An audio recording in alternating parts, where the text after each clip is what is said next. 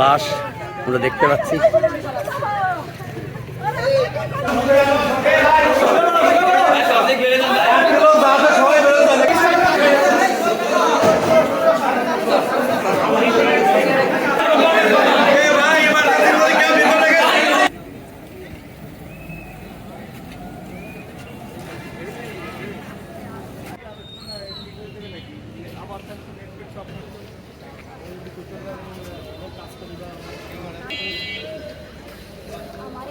বৈষম্য বিরোধীও বলার দরকার আছে।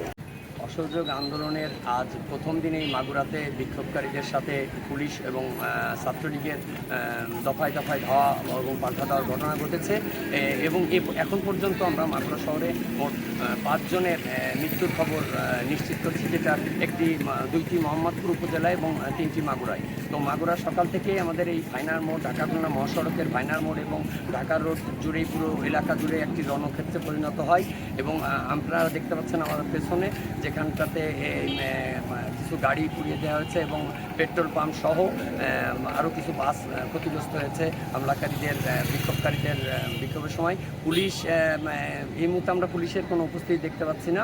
শহর জুড়ে এখন একটা থমথমে পরিবেশ বিরাজ করছে এবং এখন পর্যন্ত সকালের সেই আন্দোলন বিক্ষোভকারীদের সাথে ছাত্র লীগ বা আওয়ামী লীগের সাথে আন্দোলনকারী বিক্ষোভকারীদের দফায় দফায় সেই সংঘর্ষ সকাল থেকে ঢাকা রোড এখনও চলমান রয়েছে, যেখানে আমরা 3 জনের মৃত্যুর খবর নিশ্চিত করতে পারছি এখন পর্যন্ত। মোট এ পর্যন্ত মাগুরা জেলাতে মোট 5 জনের মৃত্যুর ঘটনা ঘটেছে আর শতাধিক আহত গুলিবিদ্ধ অবস্থায় হাসপাতালে চিকিৎসা নিয়েছেন বলে জানা গেছে। এখন আসলে এই ঢাকা খুলনা মহাসড়কের এই রাস্তাটি পুরো বন্ধ হয়ে আছে, যেটি বিকল্প জরুরি ক্ষেত্রে জরুরি গাড়িগুলো বিকল্প পথ ধরে যাচ্ছে।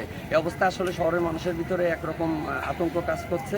এখানে যদিও এই মুহূর্তে আমরা পুলিশ বা বিক্ষোভকারী কাউকে দেখতে পাচ্ছি না, তবে একটি শহর জুড়ে কোনো স্বাভাবিক পরিস্থিতি নেই, সমস্ত দোকানপাট বন্ধ, যান চলাচল বন্ধ। এই অবস্থাতে পরবর্তী আরও বড় সংঘাতের আশঙ্কা করছে আমাদের এখানকার সাধারণ মানুষ। সবার ভিতরে একটি ভীতি কাজ করছে।